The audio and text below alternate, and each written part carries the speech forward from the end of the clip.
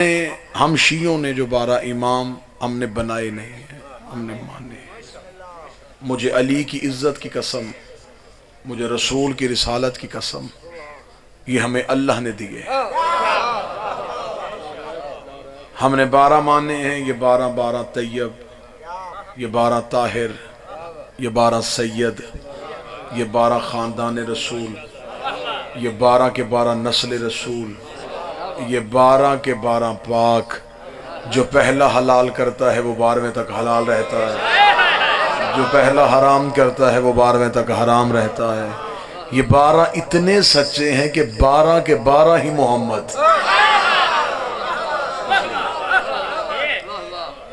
ये 12 अल्लाह के बनाए हुए हैं, हमारे माने हुए हैं। कोई लड़ाई नहीं, कोई जिद नहीं, कोई बहस नहीं। हमेशा गालम गलोच वहां होती है जहां इल्म ना हो। मुहज्जब खानदान वो होते हैं जो घर की 4 दीवारी के अंदर अपनी बातों को तय कर ले। हमने करवानी है अपनी बख्शिश, हमें अपनी बख्शिश के लिए एक इमाम चाहिए, क्योंकि हम बहुत बाद में आने वाले लोग हैं। हमने नबी को देखा नहीं है। कुरान कहता है नबी की जिंदगी में तुम्हारे लिए सीरत है। नमाज पढ़नी है तो देखो नबी कैसे पढ़ता था, रोजा रखना है तो देखो नबी किस वक्त में रखता था, ज़कात देनी है तो देखो नबी कैसे देता था, जुल्फे सवारनी है तो देखो नबी कैसे सवारता था, चलना है तो देखो नबी चलता कैसे था, बोलना है तो देखो नबी बोलता कैसे था। खुदा कहता है जो मेरा नबी करे वो करो। अब हमें कैसे पता चले कि नबी क्या करते थे? हम तो बहुत बाद में आए, लिहाजा हमें अब नबी तक पहुंचने के लिए इमाम चाहिए। इमाम हमें नबी की जिंदगी बताएगा। ऐसा ही है। अब मैं नहीं किसी के इमाम पे कोई हिट नहीं करूंगा। मैं हक का इमाम पढ़ता चला जाऊंगा, बिल्कुल नखेर होता चला जाएगा कि सच किधर है और झूठ किधर है। हमें चाहिए नबी की सीरत। अब नबी की जिंदगी में 3 तरह के तबकात थे जो हमें नबी की जिंदगी बता सकते। एक अहले बैत कराम, दूसरी अज़वाज मुताहिरात, तीसरे सहाबा कराम रज़वानुल्लाहि अलैहिम अजमाइन। ऐसा ही है। ये 3 तरह के लोग हैं जो हमें नबी की मुकम्मल जिंदगी बता सकते हैं। अहले बैत को पहले पीछे हटा देते हैं, बात अहले सुन्नत भाइयों के साथ करते हैं। अगर हम सहाबा से दीन पूछेंगे, सहाबी हमें वही सीरत बताएगा जो नबी की घर से बाहर थे।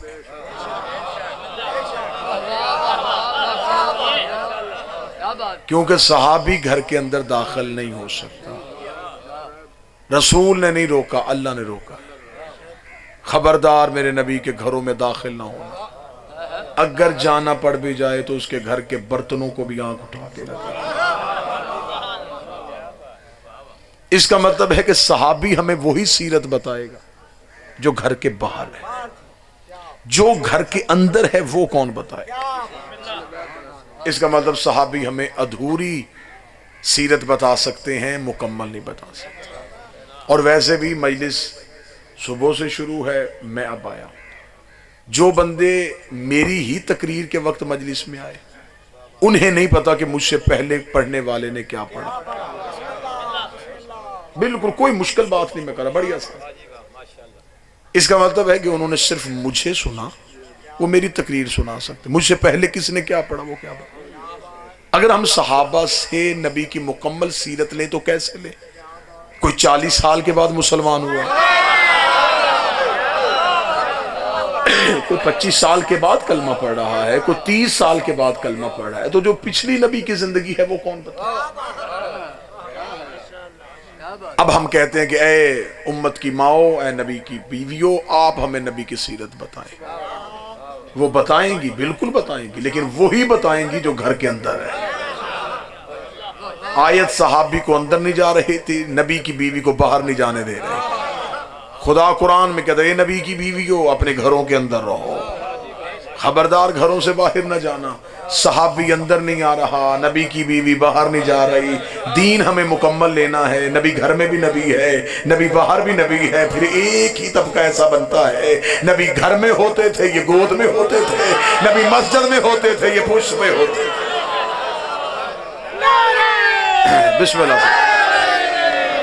सिर्फ अहले बैत कराम ऐसे हैं जो हमें नबी की मुकम्मल सीरत बता सकते। आज एक गांव 7 मस्जिदें, ऐसा ही एक शहर 100 मस्जिद। कोई यहां हाथ बांध के नमाज पढ़, कोई यहां हाथ बांध के पढ़, कोई यहां हाथ बांध के पढ़, कोई खोल के पढ़, और सारे कहते हैं कि हमारी नमाज रसूल वाली है। हर एक फिरका ये कहता है कि हमारी नमाज का तरीका। इतने पंचायती बंदे बैठे, मुझे बताओ क्या नबी ने हर तरीके से पढ़ी थी? एक तरीके से पढ़ी, तो ये तरीके क्यों बदल गए? थोड़ा बहुत फर्क हो सकता था, इतना ज्यादा फर्क तो नहीं हो रहा ना। ये फर्क कहां से आया? कोई यहां ये बैठ के ना बैठे कि मैं शिया मजलिस में बैठा हूं, शिया खतीब है। कोई सुन्नी बैठा हो तो वो ये समझे कि शायद मैं दूसरी में फिर नहीं, मुसलमान बन के बात सुनता। ये फर्क रसूल का फर्क नहीं, ये इमामों का फर्क है। नबी ने हमें 4 तरीके की नमाज नहीं दी, नबी ने एक तरीके की नमाज। पंचायती बंदे बैठे, मेरी समझ में ये बात नहीं आती, जो काम दिन में नबी 5 दफा करते थे और छुप के नहीं करते थे, सामने करते थे। जो काम नबी ने दिन में 5 दफा जाहिर किया, उम्मत को अभी तक वो पता नहीं चला कैसे किया। गदीर तो एक दिन आया था।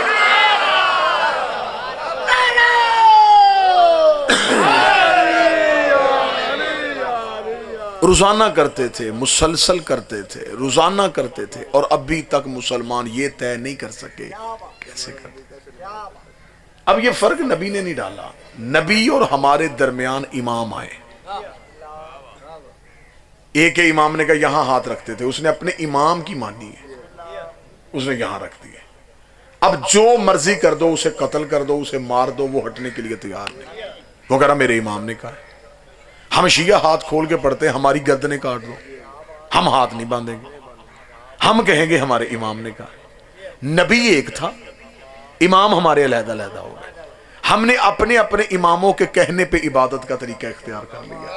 एक दूसरे की हम गर्दनें काट रहे, एक दूसरे को काफिर कह रहे, तेरी नमाज गलत मेरी नमाज ठीक, तेरा रोजा गलत मेरा रोजा ठीक, तेरा वजू गलत मेरा वजू ठीक। ये बहस बाद में करना कि नमाज किसकी ठीक है, पहले ये पता करे इमाम किसका ठीक। जिसके इमाम ने नबी देखा हो, इनमें से वो इमाम तलाश कर लेते हैं जिन्होंने रसूल देखा है। मेरे अहले सुन्नत भाई तशरीफ फरमा मजलिस में, हनफी मजहब मसलक से इनका ताल्लुक। हनफी कहते हैं इमाम अबू हनीफा के मानने वाले को, नाम उनका नुमान बिन साबित था। मैं अहले सुन्नत किताबों से दिखाने के लिए तैयार हूं। इमाम अबू हनीफा ने कहा अगर मैं 2 साल बरतूल के बेटे जाफर सादिक की शागिर्दी न करता तो मुझे दीन का पता ही ना चलता। अब इधर ये इमाम है, उधर हमारे इमाम के शागिर्द हैं। मेरे अहले सुन्नत भाइयों के दूसरे इमाम, मैं इज्जत से नाम ले रहा हूं, अहमद बिन हंबल। उनके मानने वाले हंबली कहलाते। अहमद बिन हंबल के बेटे ने कहा बाबा मुझे रुतबों के एतबार से सहाबा के नाम लिखवा, कि सहाबी का मर्तबा ज्यादा, उससे कम किसका, उससे कम किसका, उससे कम। बाप ने कहा कागज कलम पकड़। बेटे ने कागज कलम पकड़े, अहमद बिन हंबल ने लिखवाना शुरू कर दिया। 3 खुलफा के नाम लिखवा के अली का नाम छोड़ दिया। 10 नाम और सहाबा के लिखवा दिए। 13 नाम हुए। बेटे ने कागज कलम जमीन पे फेंक के हाथ बांध कर, बाबा इतनी दुश्मनी अली से? 13 नाम हो गए, अभी तक अली का नाम क्यों नहीं आया? अहमद बिन हंबल ने झिड़क देकर शर्म कर, पूछा सहाबा का है, अली कोई सहाबी है? अली तो मोहम्मद का भाई है। सहाबा का पूछो।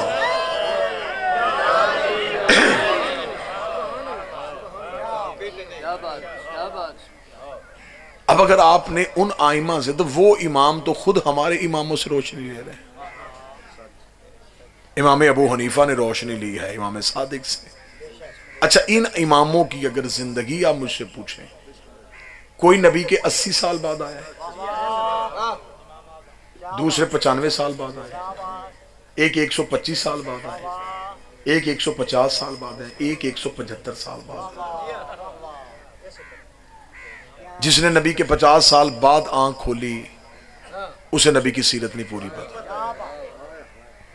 जिसने 75 साल बाद खोली उसे भी नहीं पता, जिसने 80 साल बाद खोली, तो जो आप मेरी तरफ रखेंगे उसे भी पता। अब मुझे नहीं पता कि आपने क्यों पूछा, मुझसे पूछो हमने अली से क्यों पूछा, मैं अली की दलील देता। अली ने आंख खोली, नबी की गोद थी, नबी ने आंख बंद की, अली की गोद। दुरूद सारे हजरात मिल के बुलंद आवाज से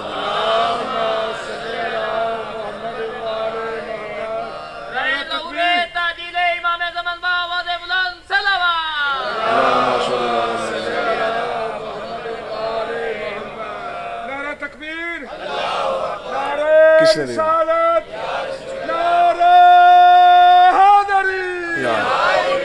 हमारे मसलक में ये ऐसा कोई भी वाकया मौजूद नहीं है कि अली को किसी सहाबी ने आगे खड़े होकर नमाज पढ़ाई हो। अली मासूम है और मासूम को कोई गैर आगे खड़ा होकर नमाज नहीं पढ़ा सकता।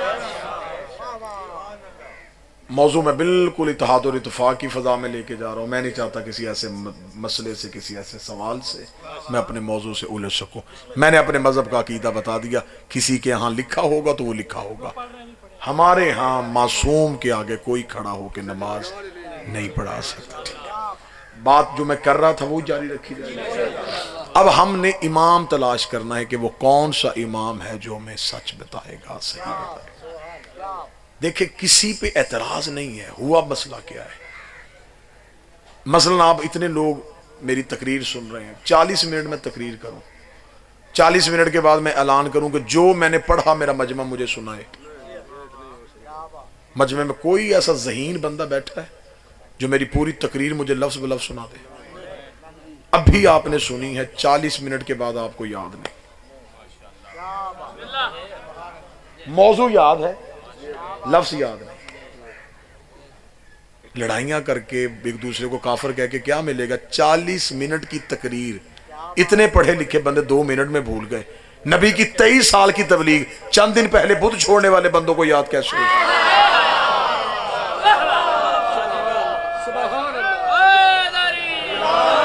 आखिर वो भी तो इंसान थे ना, वो भी तो इंसान थे, क्या उनसे गलती नहीं हो सकती?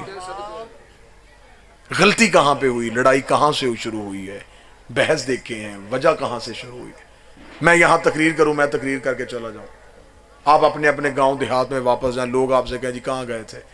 जी वो चक गए थे मजलिस सुनने के लिए। अच्छा, किसने पढ़ा? वहां जी को फैसलाबाद से खतीब आया था, उसने पढ़ा। उसने क्या पढ़ा? अब आपने मेरी तकरीर अपने अंदाज में सुनाई, ऐसा ही हर एक ने मेरी तकरीर अपने अंदाज से सुनाई।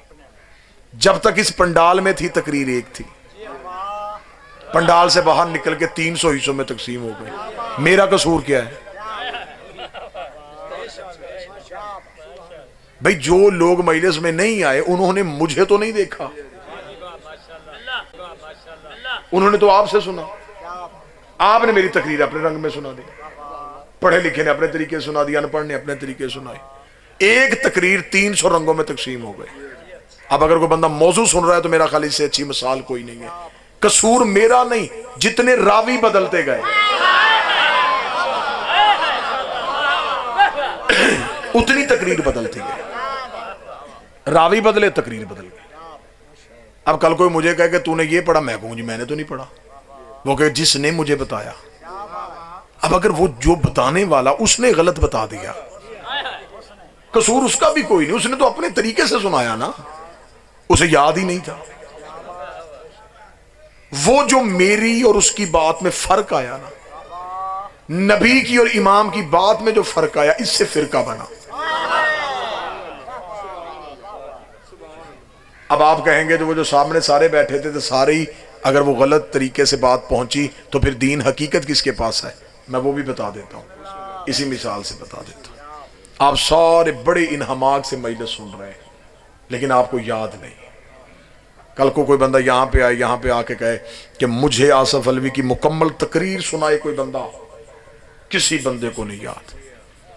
आखिर कोई बंदा कहेगा अगर उसकी पूरी तकरीर सुननी है तो फिर ऐसे कर, मजलिस में बिल्कुल उसके सामने एक बच्चा बैठा था, उसके हाथ में मोबाइल फोन था, वो उसकी तकरीर रिकॉर्ड कर रहा था। तू उस बच्चे के पास जा। अब इस गांव के बूढ़े इस बात पे नाराज हो जाएं कि बूढ़ों के होते हुए ये बच्चे से क्यों पूछे।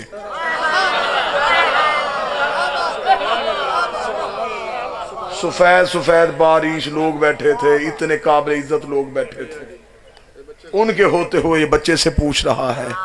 तो कोई अक्लमंद समझाएगा कि बाबा जी आपका हाफजा ठीक नहीं, बच्चे के पास सलाहियत ही बड़ी अच्छी थी, वो बात को महफूज कर रहा था।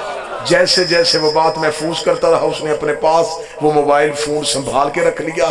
25 साल के बाद भी जरूरत पड़ी तो वो उसे ऑन करेगा, मैं ऐसे ही बोलना शुरू कर दूंगा जैसे आप बोल रहा हूँ। ना लफ्ज बदलेंगे, ना तकरीर बदलेगी, ना गुफ्तगू बदलेगी, ना रवानी बदलेगी, ना लहजा बदलेगा। मुझे नहीं पता शिया कितने हैं, सुन्नी कितने बैठे, हम शिया मुतमिन इसलिए हैं नबुव्वत बोल रही थी, इमामत महफूज कर रही थी, नबुव्वत बोल रही थी, इमामत महफूज कर रही। 25 साल के बाद अली ने आके मदीने की मस्जिद में नमाज पढ़ाई। अंधे सहाबी ने चीख मार के कहा आज मोहम्मद वाली नमाज यार।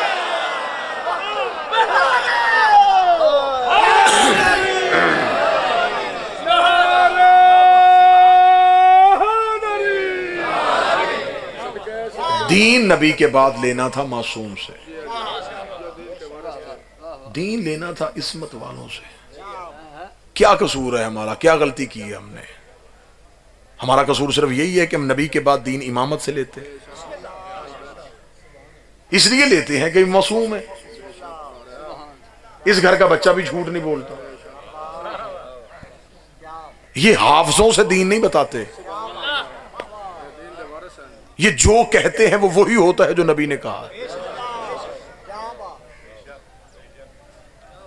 यहां तक है कि मेरे 8वें इमाम बादशाह जो हैं अली इब्न मूसा रज़ा मोहम्मद वाले, इनकी बात में कितना इत्तेफाक होता है मेरे अहले सुन्नत भाइयों के लिए। 8वें बादशाह मदीने के मिंबर पे बैठे थे, एक शख्स आया, उसने ख्वाब देखा हुआ था। वो कहता मैंने ख्वाब देखा कि मैं नींद में देख रहा हूं कि मैं रसूल की बारगाह में गया और रिसालत इमाम मिंबर पे बैठे। वो कहता मैंने ख्वाब में जाकर रसूल को सलाम किया, रसूल ने सलाम का जवाब दिया। मैंने ख्वाब में ही रसूल को कहा या रसूल भूख लगी है, कुछ खाने को दे। वो कहता मैंने ख्वाब में देखा कि नबी के मिंबर के पास एक तश था, नबी ने उसमें से एक मुट्ठी खजूर खुरमे वो निकाल के मेरे हाथ में रख दी। वो कहता मैंने ख्वाब में गिने थी वो 17 थी। इतना कहना था, यहां खुल गई। सुबह तबीर पूछने के लिए इमाम रजा के पास गए। जो ही दरबार में दाखिल हुआ तो इमाम हदीस इरशाद फरमा रहे थे अव्वलोना मोहम्मद आखिरोना मोहम्मद। मेरे नाना की हदीस है कि हम सारे मोहम्मद। ये पूछने आया था तबीर, आगे से सुन ली इमाम की हदीस। इसने फौरन कहा, इसने कहा तबीर भी पूछ लूंगा, हदीस भी परख लूंगा। ये इमाम के करीब गया, जाकर मौला सलाम, जैसे रसूल ने ख्वाब में जवाब दिया था इमाम ने जवाब दिया अलैकुम सलाम। इसने दाएं बाएं देख के कहा मौला भूख लगी है, कुछ खाने को है? इमाम ने तश में से एक मुट्ठी खजूरें उठाई। इसने दायां हाथ बढ़ाया, इमाम ने इसके हाथ में रख दी। अब ये ख्वाब नहीं देख रहा, अब ये हकीकत है। इसने फौरन इमाम के सामने खजूरें गिनी तो 17 थी। 17 खजूरें दे के आजमाने के लिए कहने का मौला एक और दे दे, भूख ज्यादा है। इमाम मुस्कुरा के फरमाते रात नाना ज्यादा दे देता तो मैं भी ज्यादा दे देता।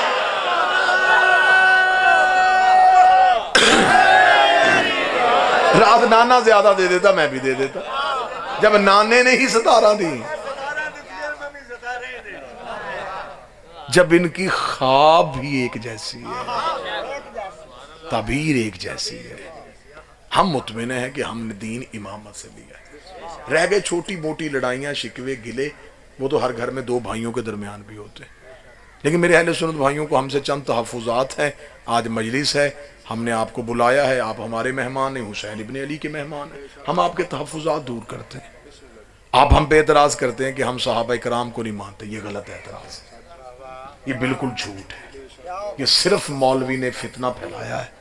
हम इतने प्यार करने वाले लोग हैं जो घोड़ा नबी के बेटे के काम आ गया, हम आज तक उस घोड़े की शबीह बना के चूमते हैं। हम जानवर का एहतराम कर सकते हैं, तो ये कैसे हो सकता है कि कोई नबी की औलाद से वफा करे और हम उसका एहतराम ना करें। आप हम पे एतराज करते हैं कि आप नबी की बीवियों को नहीं मानते। नबी की बीवियों में से सबसे खतरनाक रिश्तेदारी बीबी उम्मे हबीबा की है। अगर हम रिश्तेदारी देख के छोड़ते तो सबसे पहले उम्मे हबीबा को छोड़ देते। ये अबू सुफियान की बेटी है, ये माविया की बहन है, ये यजीद की फुप्पी है। मैं अकीदे में 2 नंबरी का कायल नहीं, हम उन्हें नहीं मानते, इसे मानते। रिश्तेदारी देख के छोड़ते तो इसे छोड़ते। यजीद की फुप्पी फौरन छोड़ देते, नहीं छोड़ा हमने। क्यों नहीं छोड़ा? हमसे सवाल भी करो ना। एतराज करते फलानी करते फलानी करते, कि जो करते वो भी पूछा करो ना कि ये क्यों करते। पूछो यजीद की जो फुप्पी है इसका एहतराम क्यों करते हो। एक ही वाकया हमें तारीख ने बताया है। इतनी अकीदे वाली ये बीबी थी, जब फतेह मक्का के बाद बाप बेटी को मिलने के लिए घर आया था तो इसने नबी का चमड़े का बिस्तर ये कह के बाप के नीचे से खींच लिया, उठ जा बाबा, ये पाक है, तू नापाक है।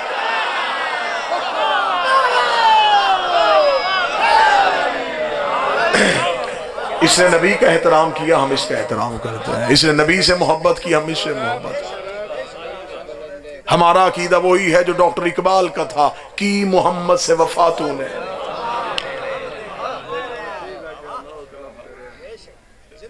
मुझे वो शख्सियत बता जिसने वफा की हो।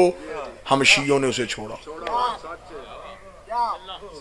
बाद लड़ाई पे ना आए, दंगे फसाद पे ना आए, बाद झगड़े पे ना आए। मुझे मौला हुसैन की इज्जत की कसम है, मजमे से कोई बंदा उठे जुर्रत करे मुझे वो सहाबी का नाम लेके बताए, मैं तारीख में किरदार पढ़ के सुनाता।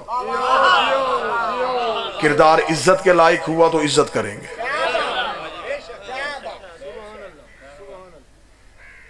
लेकिन कुछ हकाइक का सामना भी कीजिए।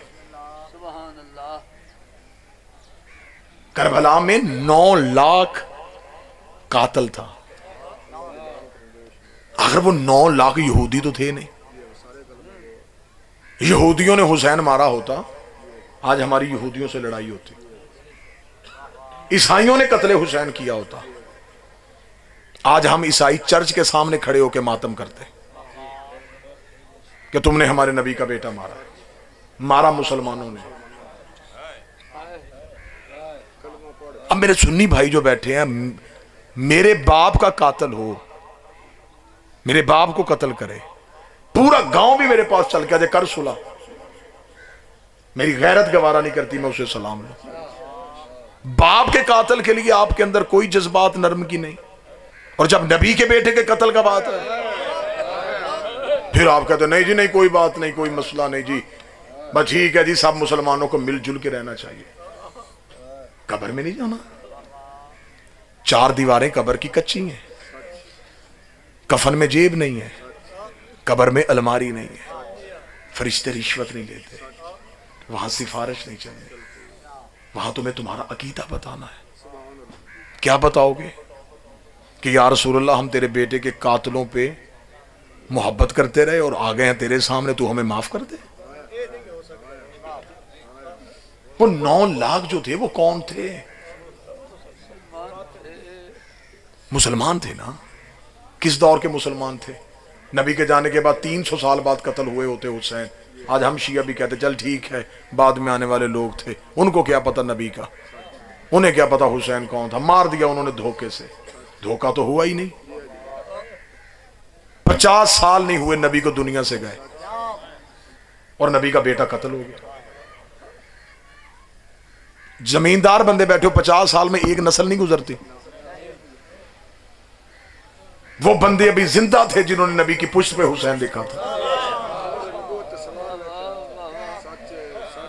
वो लोग जिंदा थे जिन्होंने नबी के पीछे नमाजें पढ़ी थी। वो लोग जिंदा थे जिन्हें नबी मक्के से मुसलमान बना के लेके। अगर वो हुसैन के कातलों में नहीं थे तो फिर उन्होंने हुसैन का साथ क्यों नहीं दिया? मैं नहीं कहता, आप कहते जी आप कह रहे कातिल है, हम नहीं कहते कातिल है, मैं नहीं कहता कातिल है। अगर कत्ल करने वाले नहीं थे तो 72 में दिखा, फिर उन्हें 72 में होना चाहिए था ना। अचानक हुसैन कत्ल हो जाते तो हम कहते कि मुसलमानों को मौका ही नहीं मिला। उस दौर के मुसलमान तो हुसैन का साथ देने लगे थे, लेकिन फौरन ही कत्ल होगा नहीं। 26 रजब को हुसैन ने कहा कि मैं बैत नहीं करूंगा। 28 को हुसैन ने मदीना छोड़ा। जब शहर छोड़ा तब मुसलमानों को पता नहीं चला क्या मदीने में मुसलमान ही रहते थे? कितने ऊंट मुसलमानों के हुसैन के पीछे आए। जब नबी के बाद हुकूमत बांटी जा रही थी, सारे लोगों की लाइनें थी। जब इस्लाम खून मांग रहा था। अब ये तलख हकीकतें हैं, ये कभी भी मौलवी आपको नहीं सुनाएगा। कितने मुसलमान हुसैन के पीछे निकले। चलो जी ठीक है जी, रात की तरीकी में हुसैन चले गए। मुसलमानों को पता ही ना चला कि हुसैन कब गए। मक्के जाके बैठ गए थे। हुसैन मक्के जाके बैठ गए थे। 6 महीने बैठे रहे। 6 महीने में भी मुसलमानों को नहीं पता चला कि रसूल का बेटा बहने बेटे, रसूल का बेटा बेटियां बहने लेके चला गया। घर में ताला लगा हुआ। क्यों चुप रहे उस दौर के मुसलमान? क्यों नहीं हुसैन का साथ दिया? अगला जुल्म सुनाऊं मैं सुन्नी भाइयों? सिर्फ यही नहीं हुआ कि हुसैन का साथ नहीं दिया, ये हज पढ़ने जा रहे थे और हुसैन मक्के से निकल रहा था।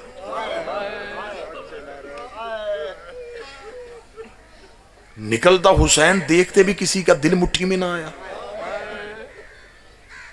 वो जिसके नाने ने हमें अल्लाह सुनाया था, जिसके नाने की वजह से हम इस घर का तवाफ करते हैं, उसका बेटा जा रहा है। लोग पत्थर चूम रहे थे और जिसे मोहम्मद चूमता था वो मक्के से जा रहा था। वहां से मुसलमान साथ चले जाते। नहीं गए। हुसैन करबला पहुंचे। 7 दिन जंगल में बैठ के मुसलमानों का इंतजार किया, कोई नहीं आया। इससे पहले सैयदों के 4 कत्ल हुए थे। चारों कत्ल मदीने में छुप गए थे। नबी की बेटी को घर आके मुसलमानों ने मारा। कातिल बताए नहीं, आज तक नहीं हमें बताया। आज भी जो बंदा जाके मौलवी से सवाल करता है आखिर मोहम्मद की बेटी कत्ल हुई है, बताओ किन मुसलमानों ने मारी थी, वो कहता तो शियों की मजलिस में तो नहीं गया, कोई कत्ल नहीं हुआ। क्यों आंखों में धूल झोंक रहे हो? कत्ल हुई रसूल की बेटी। कातिल अभी तक नहीं बता रहे। मदीने में मोहम्मद के बेटे के जनाजे पे तीर लगे हैं। रखो सर पे कुरान। यहां सारा गांव मुसलमानों का, एक गरीब घर ईसाइयों का। कभी किसी ने किसी ईसाई के जनाजे को भी तीर मारे? कभी किसी ने मरे हुए को मारा है? रसूल के बेटे के जनाजे किसी ने नहीं बताया कि किसने मारे थे। अली को बदमाश भेज के कूफे की मस्जिद में सजदे में कत्ल करवा दिया। नहीं बताया कि कातिल किसने भेजा था। 4 कत्ल मदीने में हुए, छुप गए। हुसैन सबके कातिल घेर के करबला ले आया। 9 लाख में नबी के कातिल, अली के कातिल, जहरा के कातिल, हसन के। अब तू बता, तेरा साथ 9 लाख के साथ है या 72 के साथ? हमारा रोना पीटना एहतजाज है। 4-6 दफा कोई कत्ल हो जाए, वारस पीछे थाने कचहरी जाते हैं। जब कोई नहीं सुनता, फिर उनकी कोई नहीं बनती, तो वो सड़क पे आके बैठ जाते। वो कहते कत्ल भी हमारा हुआ है, इंसाफ भी हमें नहीं मिल रहा, हम मजबूर होकर सड़कों पे आए हैं।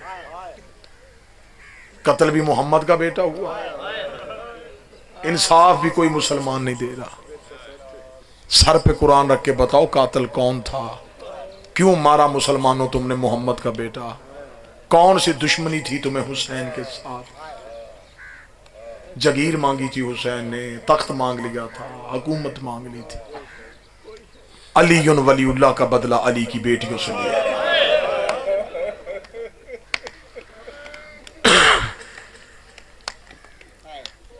लोग बेटों के तमाचे बर्दाश्त कर लेते हैं, बेटी के तमाचे बर्दाश्त। आज अगर 2-4 अहले सुन्नत आ ही गए हो मजलिस में तो आज हमसे पूछो सही, किसी शिया से पूछना यार आज क्या हुआ था। 10 मुहर्रम तो मोहम्मद का बेटा कत्ल हुआ, आज क्या हुआ। वो शिया जब तुझे बात बताए तो घर जाके अपनी किसी बेटी का चेहरा देखना। आज हुसैन की 4 साल की बेटी कत्ल हो गई।